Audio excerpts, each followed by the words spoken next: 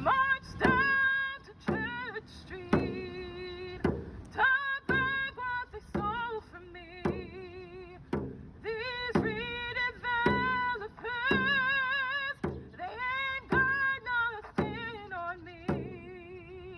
Marched down to Church Street, took back what they stole from me. I'm gonna start off with the song. It's called Rich Man's House. I did not write it, but I reimagined the lyrics to fit what's happening in this town. My feet ain't gonna let the system walk all over me. My name is Mariah Ayscue. That is M-A-R-I-A-H, Ayscue, A-Y-S-C-U-E. Everybody calls me King or King Mariah because my pronouns are he and King. Founder of the Bearded Lady Rebellion Collective, and we aim to reclaim the education, narratives, and healing of intersex people with the QT BIPOC emphasis. I'm very excited to be here with y'all today. Understanding gentrification and its impact. The term gentrification was introduced in 1960s by socialist Ruth Glass in Britain. She described the phenomenon occurring in London where affluent individuals, referred to as the gentry, began moving into the working class neighborhoods, replacing modest cottages with elegant, expansive residencies.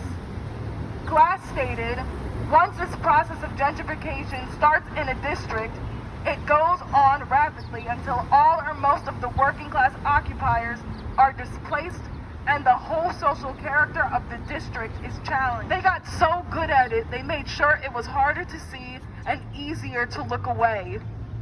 I am not proud to live in a town that excuses colonial behavior, but I am proud of you for refusing to look away. This gentrification is genocide rally is just the beginning of the work we will do for our community. We cannot go back to when the South End was a thriving majority black and brown neighborhood, or before it became a food desert after Pathmark closed. We cannot go back to before these luxury apartments were built, but we can be active participants in the ways we protect, preserve, and fight for our future. Good afternoon. My name's Iris Lewis. I've been a public school teacher for 17 years, and I'm a proud single parent of a middle schooler here in Montclair. I'm writing this on November 3rd, having just paid my rent, $2,714 for a one-bedroom apartment that I share with my kid. First, I want to thank Mariah for your important dedication to these important campaign activities. I mean, this is a campaign. The discussion of subjugation of the Black community in Montclair and the New York metro area has been overlooked for an unacceptably long period. Your work is establishing a greater movement for justice, and what we're building together matters deeply. The movement we see in New York with Mondami and in Seattle with Katie Wilson, these are not anomalies. They are not inspired by the two-tone music scene of the 1980s. That scene emerged during austerity in the UK, where working-class Caribbean immigrants and white working-class English and Irish youth were often deliberately pitted against each other for scarce resources by corporate media conglomerates, just like now. But bands like The Special, The Selectors created explicitly multicultural music, blending punk, reggae, new wave, and ska. Their ethos was solidarity across constructed differences. They wore black and white to show that harmony was possible without erasing identity. That spirit we need it then and today. In a state where the histories of in a state where the histories of Black communities in Newark, Camden, and Plainfield are too often separated from the struggles of white working class families in Toms River and Phillipsburg, two-turn urbanism is a deliberate act of anti-racism. Thank you for laying out the Don't take my notes. Thank you for laying out the vision of two-turn urbanism. As a white Jewish person committed to anti-Zionism, anti-racism, anti-capitalism, I want to reiterate, this work matters because our futures are tied together. For too long, systems have told us that Black and white communities are on opposite sides, but that is a lie. When a developer displaces a black family in Montclair, it's the same system pricing out a white family in Jersey City.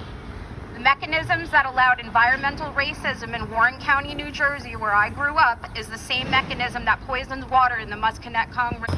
So, thank you so much for coming today. That concludes the rally. And yeah, give it up. And I just want to thank all of our speakers. If our speakers can just like come up so that you can just witness them. Please give it up for them. Please give it up for Iris Lewis, Sarah Avery, Tika Mark, and Kimberly. Thank you so much.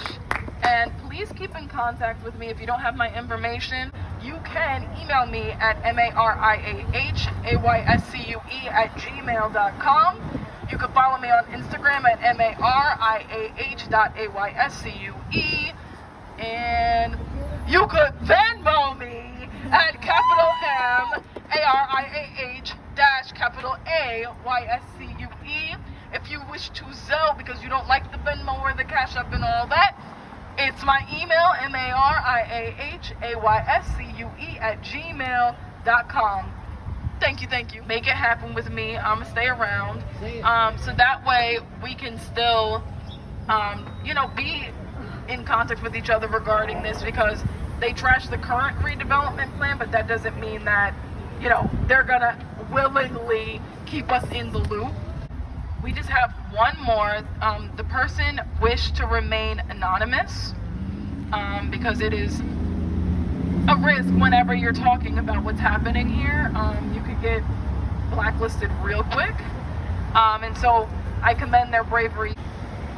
My family and I once believed the south end of Montclair was where we would belong. We have to continue to harass them back.